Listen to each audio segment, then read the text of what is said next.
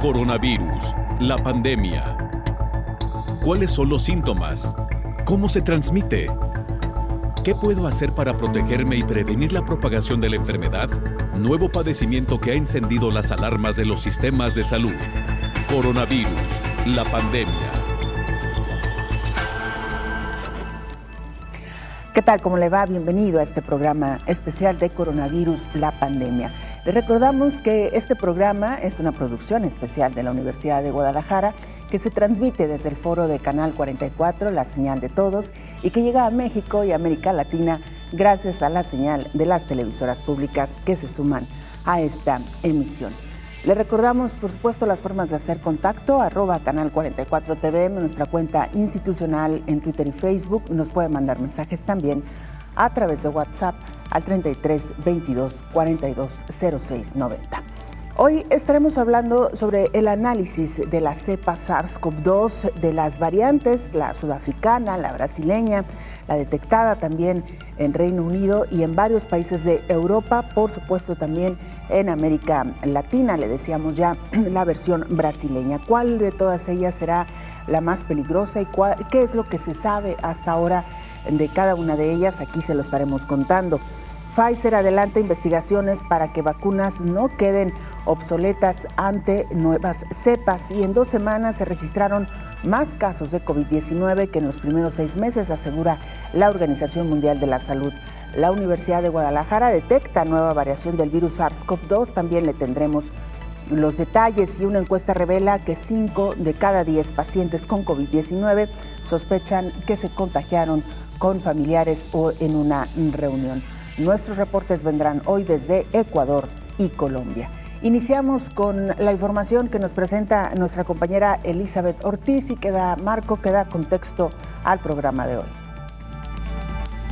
Aquella esperanza que brilló al cierre del año con los primeros vacunados contra la COVID-19 en el mundo quedó opacada por la oleada mortal con la que arranca el 2021. Los países ricos quieren asegurarse de tener las vacunas, pero esta vez no se trata de recursos económicos nada más. Hay que esperar con una paciencia que ya se agotó desde el año pasado a que la producción aumente, a que surja otro tratamiento infalible, a que la gente se resguarde, a que se desahoguen los hospitales. Pero en vez de una tregua, las nuevas variantes del virus representan una terrible amenaza en el peor momento. La Organización Panamericana de la Salud informó que 3 variantes fueron encontradas en 14 países de la región. Hay preocupación ante la probabilidad de que el virus se propague con mayor rapidez y gravedad. Las mutaciones son una parte esperada de la propagación de cualquier virus, advirtió Sylvain Algeri, gerente de incidentes de la OPS. Respecto a las 2 variantes detectadas en Reino Unido y Sudáfrica, Algeri dijo que hasta el momento no parecen haber generado transmisión comunitaria en la región de las Américas. Hasta ahora, los casos parecen estar limitados a personas que viajan desde los 2 países o conectadas con personas que viajan desde esas naciones. La tercera variante, detectada en Amazonas, Brasil, es más prevalente a nivel local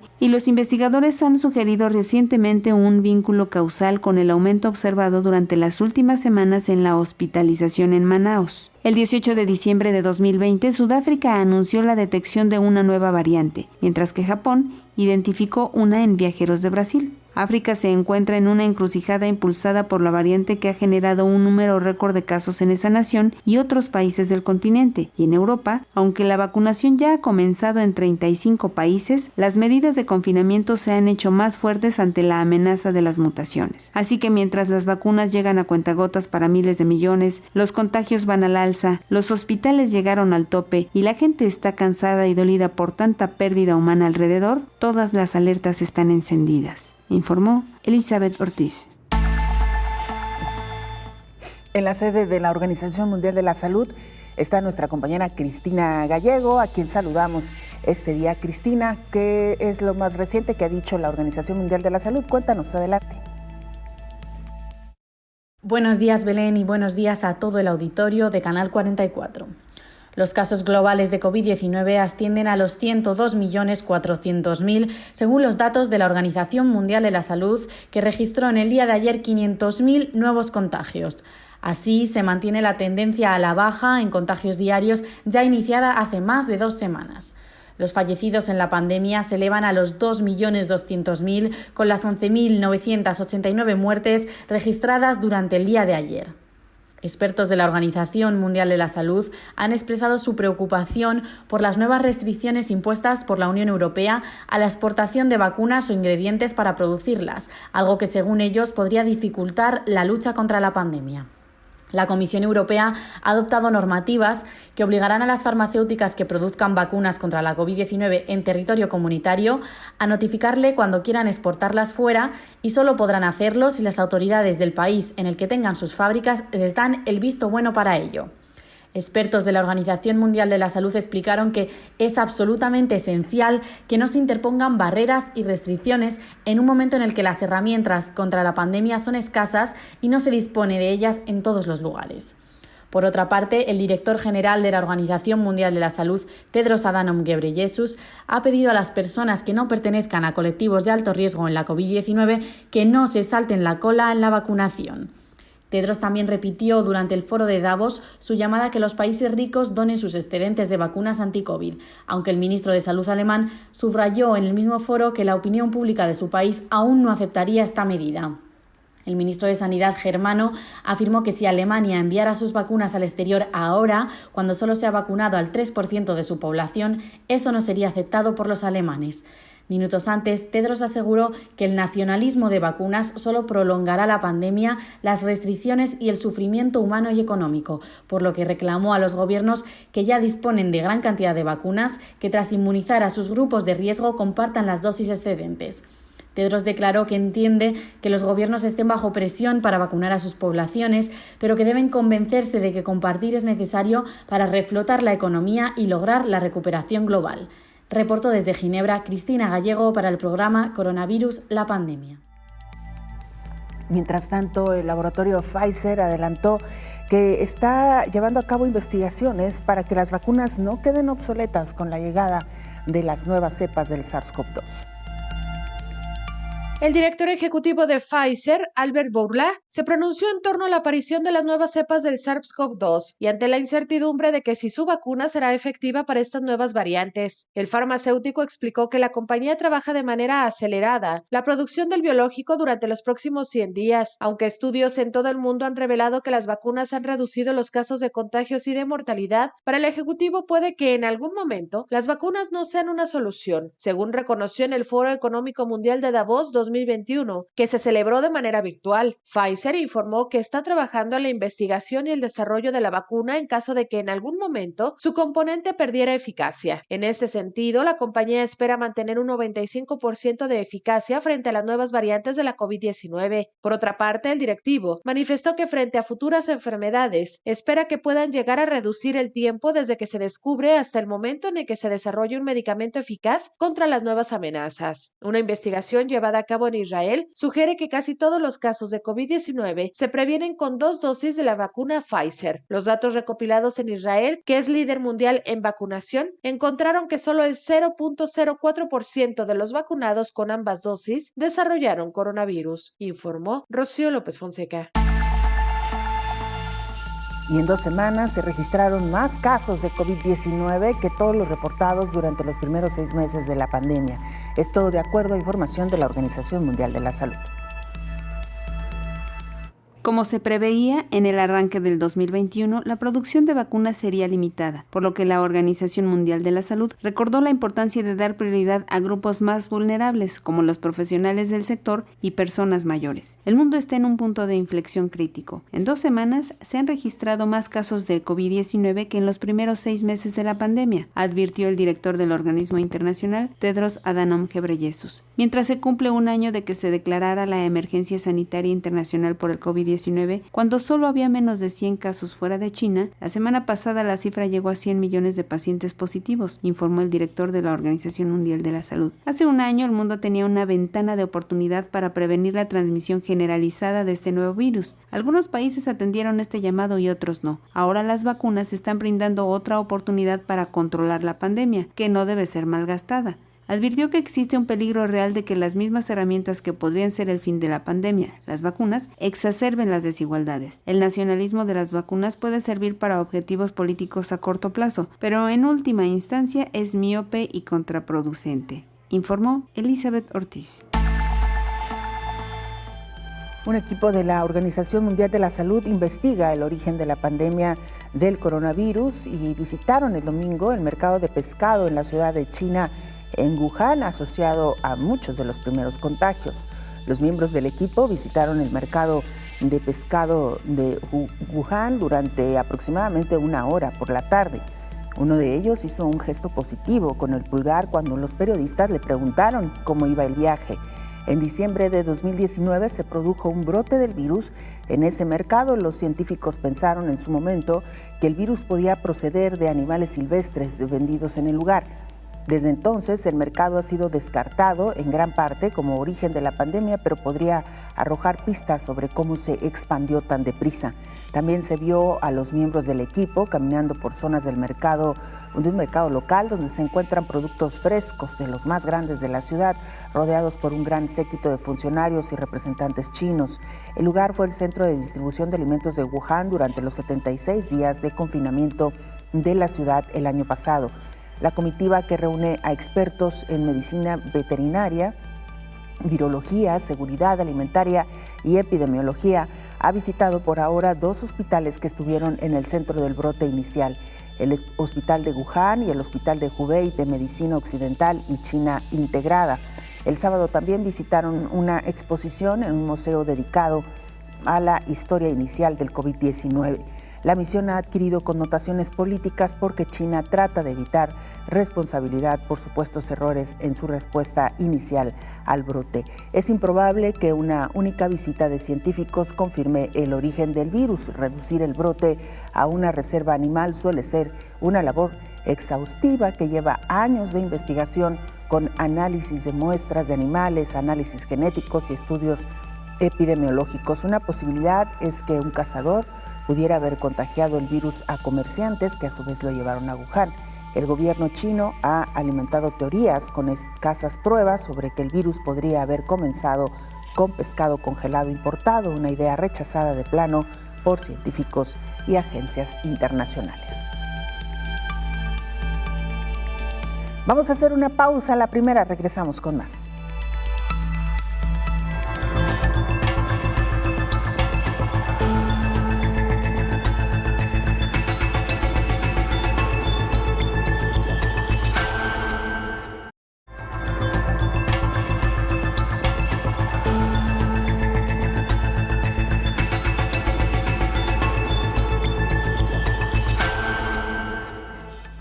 Vamos a Ecuador, ahí se encuentra nuestro compañero Jorge Largo, periodista del Correo Diario, y nos presenta la información más actual de lo que está ocurriendo en Ecuador. Jorge, como siempre, un gusto saludarte. Adelante con el reporte.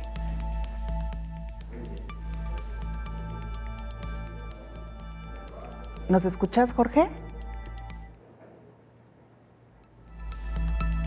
Vamos a intentar hacer una vez más el enlace con nuestro compañero Jorge Largo. ¿Está Jorge en la línea? Jorge, ¿nos escuchas? Parece ser que no lo tenemos. A ver, vamos a hacer un último intento. Jorge, ¿nos escuchas? No, parece ser que no lo tenemos en la línea. Mientras tanto, le contamos que la Universidad de Guadalajara detectó nuevas variaciones en el virus del SARS-CoV-2.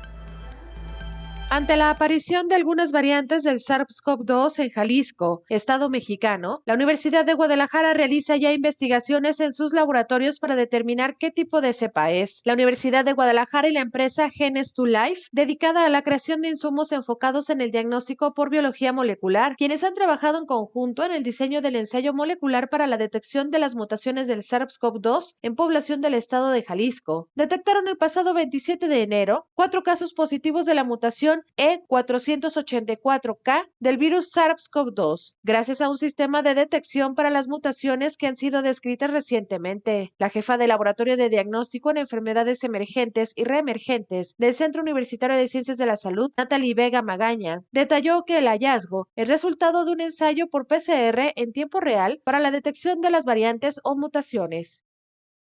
Y bueno, lo que nosotros realizamos fue un tamizaje en las muestras que nosotros hemos recibido en el laboratorio que salieron positivas a COVID-19 y se les hace esta prueba de PCR para detectar si tienen la presencia o la ausencia de la mutación.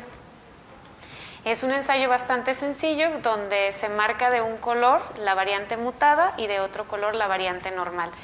Que lo que nosotros detectamos fue una mutación, no necesariamente la variante sudafricana o la variante brasileña, sino simplemente una mutación que tenemos que seguir investigando y estudiar a profundidad para poder establecer si es parte de una variante nueva que pueda ser local, ¿no? Mexicana. Informó que de los 4 pacientes, uno de ellos tuvo contacto con una persona en Puerto Vallarta, donde inició la infección, mientras que 2 son personas que no reportaron haber tenido contacto con gente que haya viajado al extranjero. Las edades de las personas con estas variantes son una persona mayor a 60 y 2 de 30 años. Reiteró que se deben hacer más estudios. Sin embargo, insistió en que sí se ha detectado la mutación E484K, y esto es un hallazgo importante, ya que no había sido reportada en México. Sin embargo, se requieren estudios más profundos como la secuenciación, así como el análisis de más muestras positivas para determinar la prevalencia de esa mutación en Jalisco. La especialista comentó que por el momento no existen estudios contundentes, pero se ha reportado que esta mutación es de las más relevantes, ya que existe un cambio en el virus que puede afectar su unión con los anticuerpos neutralizantes que generamos una vez que estuvimos en contacto con el virus, ya sea como parte de la respuesta inmunológica o por una vacuna, informó Rocío López Fonseca. Ahora sí, restablecemos la comunicación con nuestro compañero Jorge Largo. Jorge, ¿nos escuchas? Estimada Belén, buenos días desde Ecuador. Les enviamos un fuerte abrazo. Estamos listos para informar los acontecimientos en nuestro país en esta emergencia sanitaria. Adelante, te escuchamos, por favor. Perfectamente. Bueno, de acuerdo al último reporte del Ministerio de Salud Pública, en el país existen alrededor de 250.828 personas confirmadas con coronavirus, alrededor de 209.000 personas recuperadas y alrededor de más de 10.000 personas fallecidas confirmadas por esta situación. El país actualmente está convulsionado, un poco consternado, vive un luto a nivel del Ecuador, a puertas también de un proceso electoral que se avecina. El próximo domingo 7 de febrero estaríamos eligiendo presidente de la República y asambleístas en medio de una crisis sanitaria y una crisis económica muy fuerte. Hasta el momento, de las 86.000 vacunas que se tenía previsto que arriben al Ecuador de la marca Pfizer, lamentablemente han arribado únicamente alrededor de 8.000 vacunas a Ecuador. Esto ha provocado un debate a nivel de autoridades y de diferentes sectores que están rechazando esta situación. Lamentablemente, pues las 8.000 dosis no son suficientes ni para la fase 0 de vacunaciones, es lo que han explicado algunos expertos.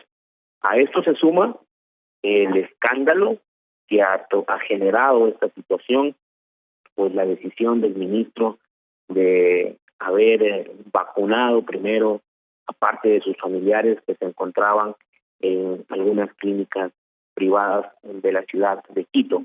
Esto ha implicado de que la Asamblea Nacional pida una resolución para buscar la salida del ministro Ceballos, iniciar un juicio político y por su parte la Fiscalía realizar una investigación contra el ministro por haber favorecido primeramente a sus familiares con estas dosis que habían llegado a nuestro país.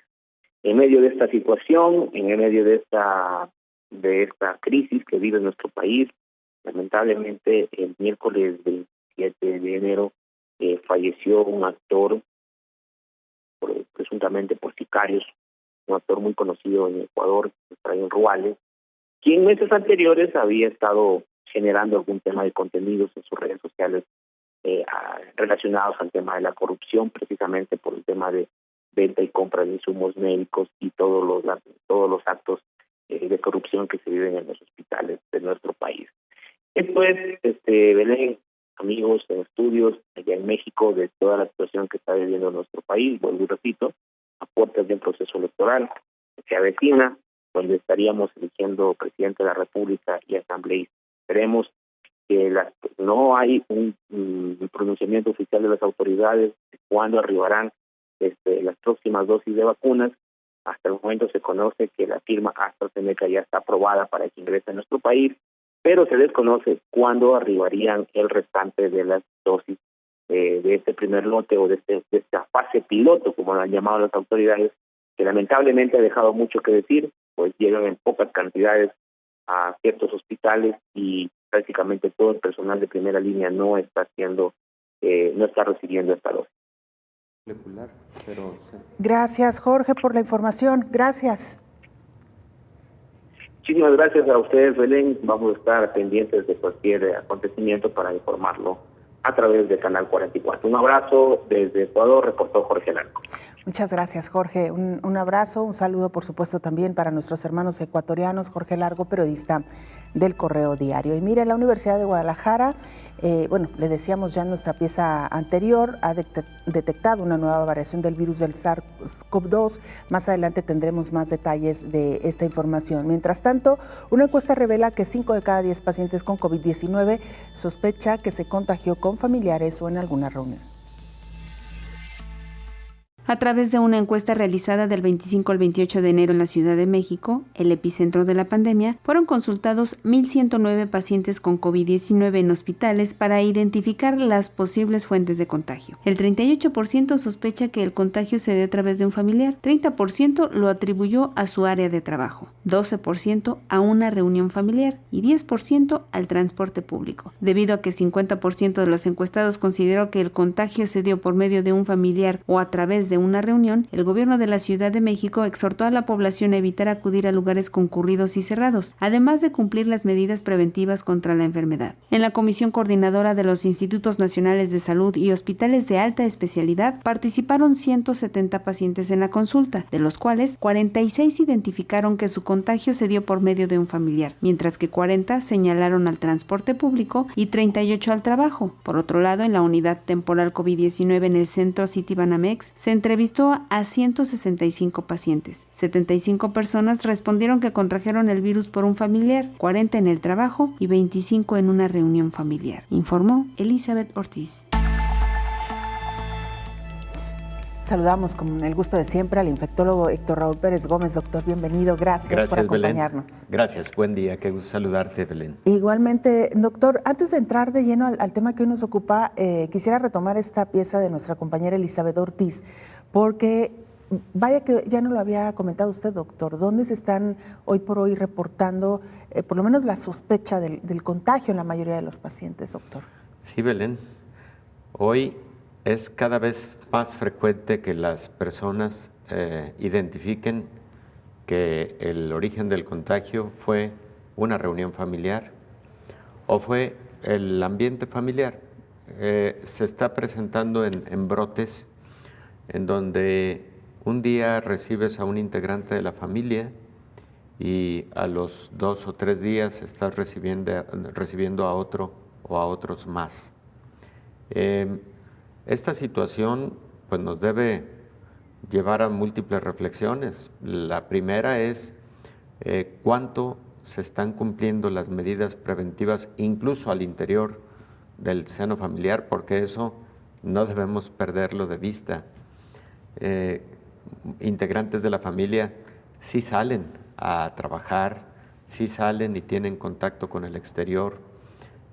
Uno esperaría que todos se protegieran al máximo posible, pero posiblemente no es como está ocurriendo y luego entonces el brote surge al interior del hogar. Y la otra situación, pues es que entre los integrantes de la familia, particularmente las familias en América Latina, frecuentemente son extendidas, en donde en un mismo hogar están presentes los abuelos, están en ocasiones conviviendo no un núcleo familiar, sino varias familias.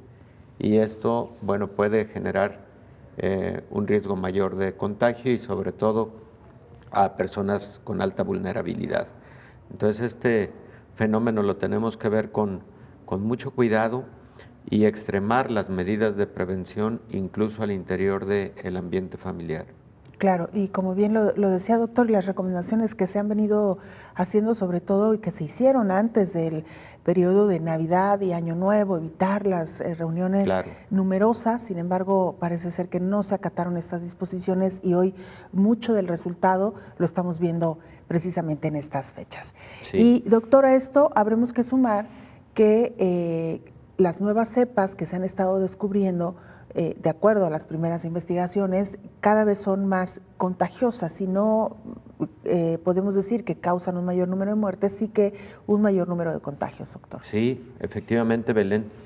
Mira, se ha puesto particular atención a 3 cepas.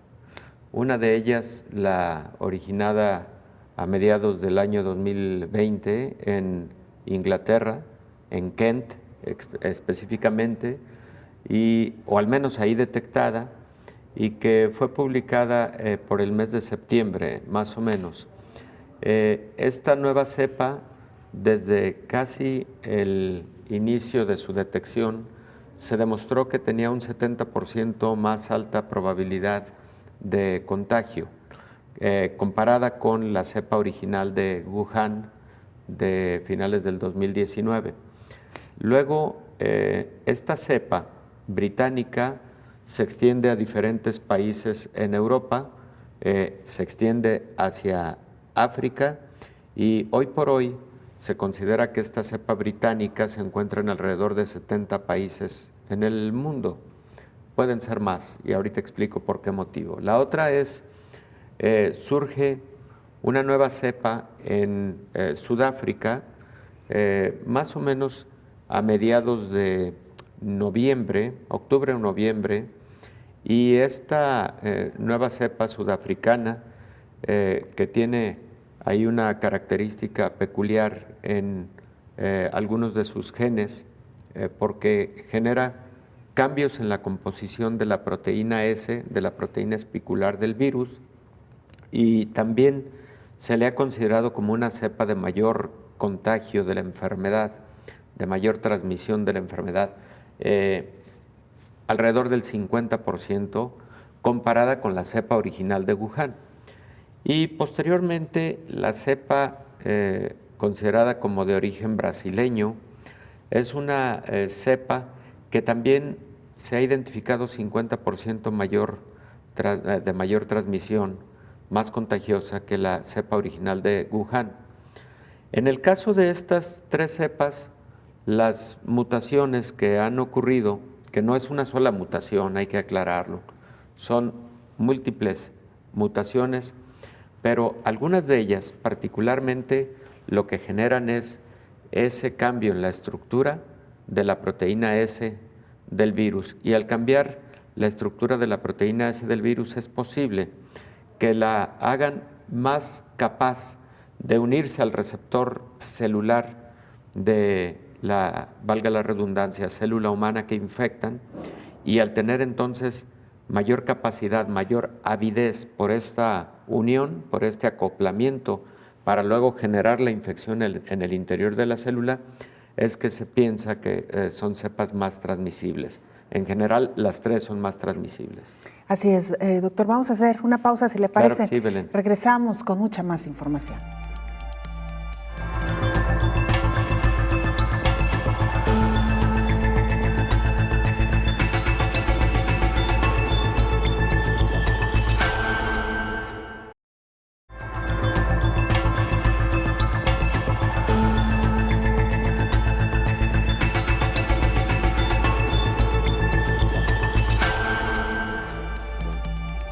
Estamos de regreso en este programa especial de coronavirus, la pandemia. Saludamos ahora a nuestro compañero Alfredo Durán, periodista del Canal Tro en Colombia. Alfredo, escuchamos tu información. Adelante con el reporte. Así es, un saludo muy especial desde Colombia. Iniciamos con toda la información que tiene que ver del COVID-19 en esta parte del mundo. Pues hablemos de cifras, ya llegamos a los 2 millones de contagios en todo el país, de los cuales pues 1.800.000 personas ya se han recuperado satisfactoriamente. En las últimas horas se registraron 12.000 nuevos casos para un total de 114.000, los cuales son los que se encuentran activos. 2.000 más que la semana anterior, lo que genera una preocupación a las autoridades sanitarias porque se va elevando estos casos. Las ciudades con mayor número de contagios son la capital de Colombia, Bogotá, Antioquia, Valle del Cauca y el Atlántico. Colombia ya llegó a los 50.000 decesos registrados por la pandemia del COVID-19, una cifra bastante alta. En esta semana fallecieron 2 personas importantes, el ministro de la Defensa Nacional, Carlos Holmes Trujillo, y también el gerente o el presidente de la CGT, Julio Roberto Gómez. Eso en materia del COVID-19, pero también hay que contarles que ya el gobierno nacional tiene avalados 9 de los 44 ultracongeladores que estarán disponibles para la vacuna que el gobierno insiste llegará en el mes de febrero y la hora cero iniciará en este mes. 1.300.000 vacunas podrá albergar esos ultracongeladores. También se va a tener una cadena de seguridad y dispositivo de seguridad en cada una de las ciudades donde se desarrolle los puntos de vacunación. El gobierno nacional ha señalado que la ocupación de las camas UCI sigue sobre el 80% en todo a nivel nacional, la ocupación como oscila. Algunas medidas en ciudades importantes de Colombia debido a este alto número de contagio. Hay pico y cédula, más de 7 localidades en la capital de Colombia se encuentran en cuarentena debido a esta situación y también otras medidas como toque de queda. El gobierno buscará vacunar el 70% de la población colombiana, buscará la inmunización de esta población. Ya tiene un calendario definido, ya hemos hablado cómo será, quiénes se vacunarán y cómo será cada etapa, pero ya también dieron a conocer cuántas vacunas serán en esta primera etapa y cuánto esperan vacunar hasta el mes de abril. Bogotá, 227.000 dosis, Antioquia, 165.000 dosis, Atlántico, 70.000 dosis. Es unas cifras que van oscilando en las ciudades más importantes del país para desarrollarse lo que sería la vacunación. Abril se espera el gobierno nacional poder tener vacunadas cerca de 5 a 6 millones de habitantes en medio de toda esta situación. Pues esa es la información que nosotros tenemos desde Colombia en materia informativa con el COVID-19. Alfredo Durán informó desde Colombia.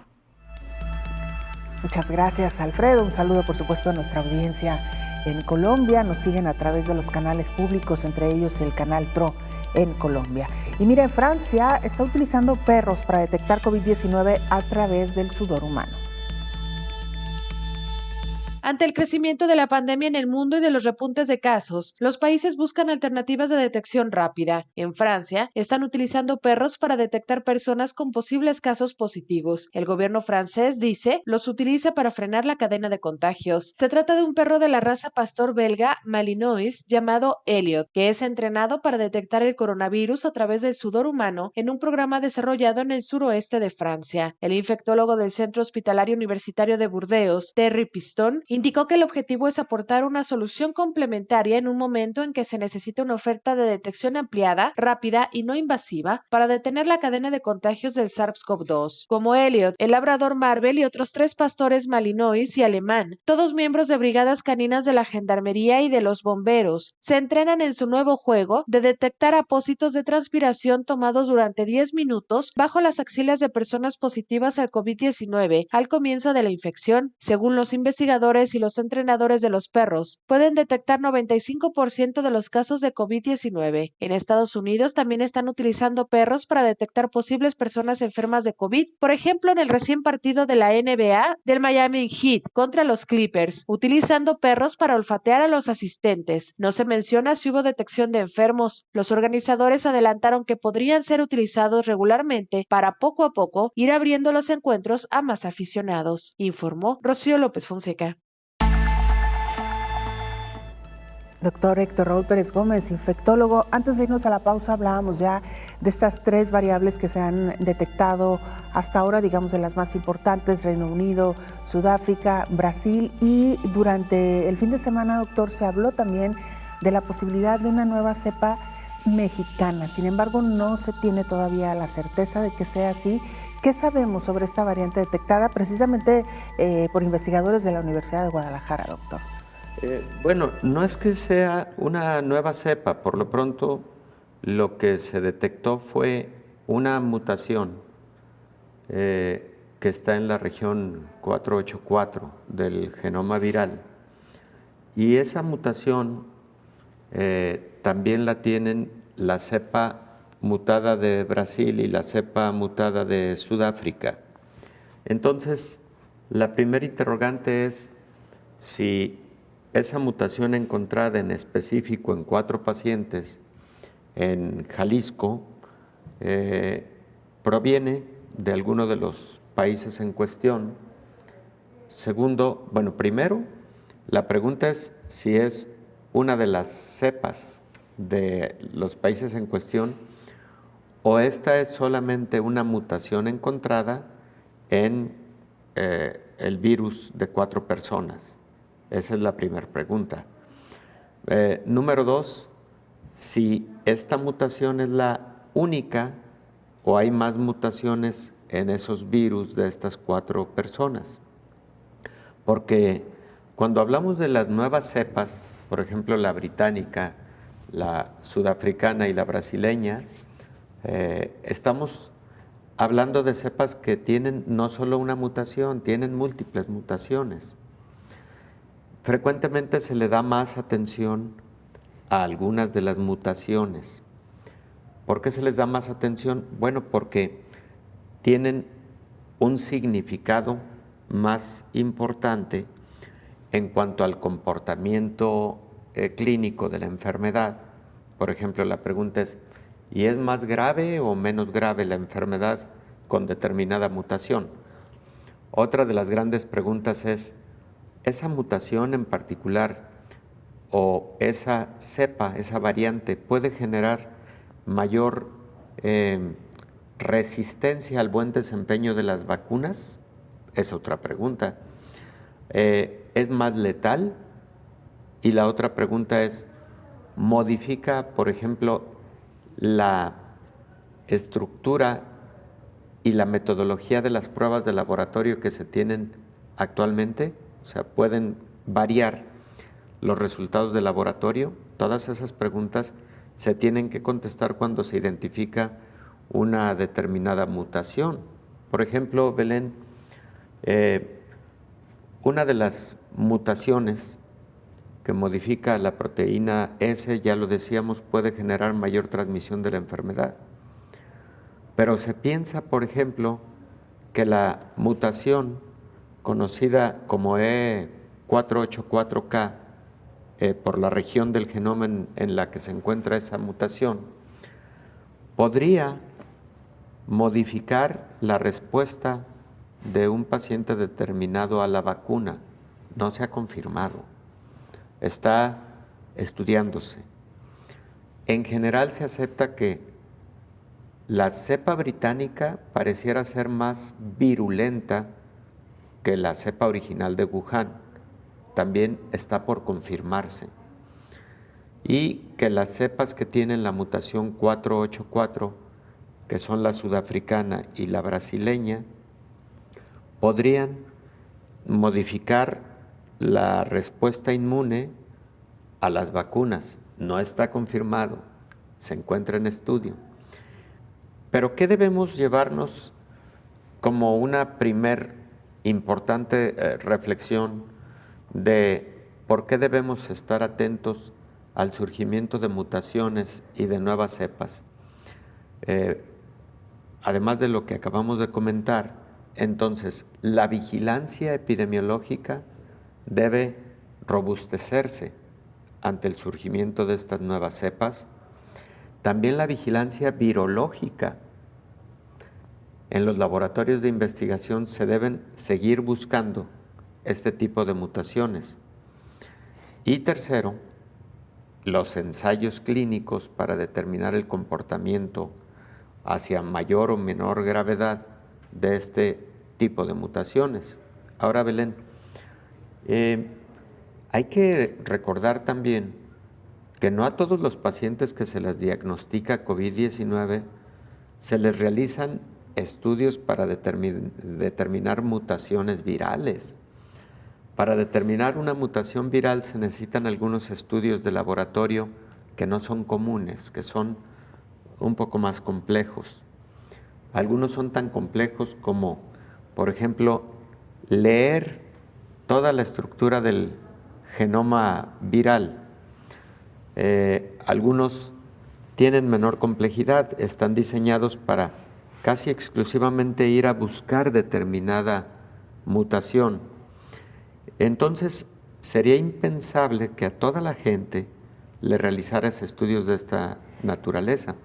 Estos estudios se realizan frecuentemente de manera aleatoria en las poblaciones, bueno, para ir manteniendo esa vigilancia sobre el surgimiento de nuevas cepas o de nuevas mutaciones, ¿no? Y así ocurrió específicamente para el caso de Jalisco, aquí en México, en este hallazgo que hace la Universidad de Guadalajara, que también fueron enviadas las muestras a el Instituto Nacional de Referencia Epidemiológica, el INDRE, con propósitos de confirmar este hallazgo, porque entonces ese hallazgo implicaría la necesidad de hacer una búsqueda más exhaustiva en la población. Así es. Doctor, regresamos con más de Claro este tema sí, después de la siguiente pausa.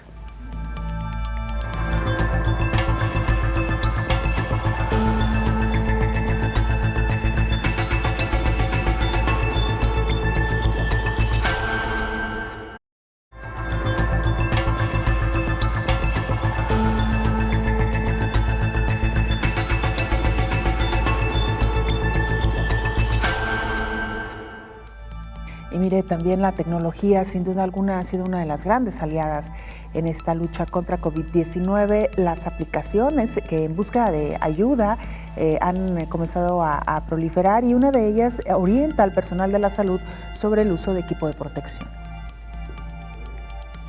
La Organización Panamericana de la Salud lanzó la aplicación móvil MedPPE para dar información detallada sobre el equipo de protección personal para protegerse contra el COVID-19, de acuerdo con la función y el lugar de trabajo. Las guías están dirigidas a todo el personal que labora en los establecimientos de salud, que incluye guardias de seguridad, personal administrativo, de limpieza, auxiliares de transferencia, enfermeras, técnicos biomédicos y de imagen, cirujanos y médicos, entre otros. El personal de salud es uno de los grupos de población más afectados por el nuevo coronavirus, y las Américas reportan el mayor número de infecciones por COVID-19 en trabajadores de salud en el mundo. Al 1 de diciembre de 2020, al menos 1 millón de profesionales de la salud habían desarrollado COVID-19 en 30 puntos de las Américas y más de 4,000 habían muerto. La herramienta también indica el tipo de equipo de protección personal necesario al realizar procedimientos que generan aerosoles y otras actividades relacionadas con el cuidado de pacientes infectados o sospechosos de estar infectados con la COVID-19, informó Elizabeth Ortiz. Y la esquizofrenia es uno de los componentes de riesgo, de mayor riesgo en la mortalidad por COVID-19. Un reciente estudio publicado en una revista médica americana, JAMA, reveló que ha sido asociada a una mayor mortalidad por la COVID-19 en personas que padecen trastornos psiquiátricos. El estudio contó con la participación de más de 7,300 adultos con COVID-19, confirmado por Laboratorio Nueva York, y los expertos identificaron que este trastorno psiquiátrico está asociado con la mortalidad por el virus, mientras que trastornos de estado de ánimo y la ansiedad no se asociaron con el riesgo de muerte. En el texto, los especialistas destacaron que aunque ya hay estudios observacionales previos en Estados Unidos sobre una mayor incidencia, este es el primero que informa sobre el riesgo de mortalidad por grupo de diagnóstico psiquiátrico. El estudio señaló que los adultos con diagnóstico del espectro esquizofrénico pueden ser más susceptibles a la mortalidad por el virus debido a factores biológicos relacionados con su enfermedad o con su tratamiento. Documentó que las personas con trastornos del espectro de la esquizofrenia tenían 2.7 veces más probabilidades de morir después del ajuste por factores de riesgo conocidos, informó Rocío López Fonseca. Doctor Héctor Raúl Pérez Gómez, infectólogo, nos explicaba entonces ya que en esta variante que se ha encontrado en 4 casos específicos en el estado de Jalisco, al menos un componente coincide, digamos, con las cepas que se han localizado, las nuevas cepas en Brasil y en Sudáfrica. ¿Cómo podemos o cómo se puede confirmar, doctor, si se trata de una nueva cepa o si simplemente es una variante en estos 4 casos específicamente estudiados? El tipo de estudios que se realizan en los laboratorios de biología molecular o de genómica viral, microgenómica, son estudios de secuenciación del genoma viral. La secuenciación del genoma viral, como te decía, es como hacerle una lectura completa a la estructura del genoma del virus e identificar si en alguna región en particular existe algún cambio de aminoácidos particularmente que pudieran eventualmente generar modificaciones a los componentes del virus, en este caso la proteína espicular de la superficie viral. Pero los cambios o mutaciones que pueden ocurrir en determinado lugar del genoma viral pueden afectar a diferentes componentes. Hay que recordar que este virus utiliza mucho de su propia maquinaria, pero también de la maquinaria de la célula que infecta para poderse reproducir, para poderse replicar. Y entonces un cambio en otro lugar del genoma viral puede provocar una proteína con una estructura diferente que la puede convertir en más eficiente para replicar, o también lo contrario. Hay mutaciones que luego generan que los microorganismos sean menos eficientes para multiplicarse o para causar enfermedad. Puede ocurrir en los 2 sentidos, Belén. Y hay algunas mutaciones que parecen no tener ningún significado desde el punto de vista de su capacidad reproductiva o replicativa y tampoco desde el punto de vista clínico. Entonces, los estudios que se realizan son de secuenciación, así se le conoce, e imagínate tú que el genoma viral es un tren, es un ferrocarril con n número de vagones. Y cada vagón tiene un número, es la región, es el número con el que identificas específicamente esa región del genoma viral. Si ese vagón cambia su estructura respecto de la que originalmente tenía, entonces ahí tú identificas una mutación. Y esa mutación, entonces, puede, como antes comentábamos, traducirse en que a la hora de multiplicarse el virus, da como resultado un virus con una estructura un poco diferente o muy diferente, depende del tamaño de la mutación o del número de mutaciones y de la capacidad que luego tenga el virus o para causar más o menos enfermedad.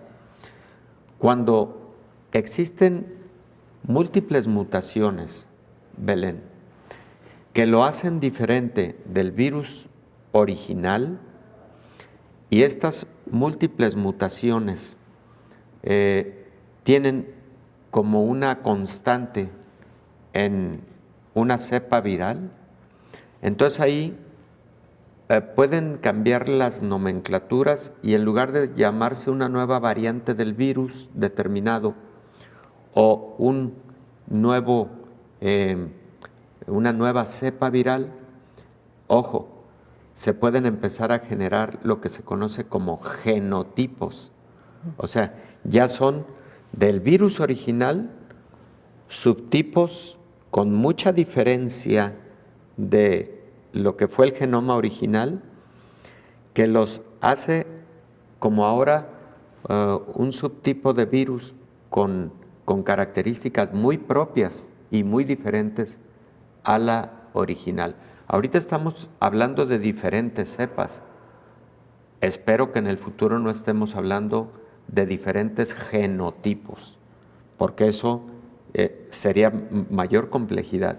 Sería como expandir una familia y ahora de que de cada familia existan nuevas variantes, ¿no? Claro, y los genotipos suelen ser, doctor, también pueden ser o más peligrosos o menos peligrosos, o más que representen mayor grado de muerte, por decirlo de alguna manera. Pueden o pueden menos, pueden ser menos virulentos. Te voy a poner un ejemplo. En el virus de la hepatitis C existen 6 genotipos aceptados como tal internacionalmente. Y, por ejemplo, el genotipo 1 es el que existe en la mayor parte del mundo. Es el genotipo que puede tener una enfermedad más rápida, de mayor celeridad, con más nivel de daño hepático y con mayor riesgo de cirrosis hepática, comparado con el genotipo 2 o con el genotipo 3. Entonces, van adquiriendo características diferentes y también comportamiento diferente. Por último, doctor, porque ya casi nos vamos, ¿y requieren de una vacuna diferente? Esa sería la gran pregunta, Belén. Hasta ahora, la mutación a la que se le ha considerado de mayor riesgo en modificar la respuesta a las vacunas es la mutación 484, pero todavía no se confirma. Esperemos que no haya necesidad de modificar pronto las vacunas. Por lo pronto, con la cepa británica y con la cepa sudafricana se ha dicho que no existe tal necesidad, que parecen estar teniendo un buen desempeño las vacunas que se están aplicando en la actualidad. Doctor, muchas gracias, como siempre. Al contrario, Belén, con todo gusto. Nos vamos, gracias por habernos acompañado. Le invitamos para que nos sintonice en la siguiente emisión de Coronavirus, la pandemia. Hasta entonces. Coronavirus, la pandemia.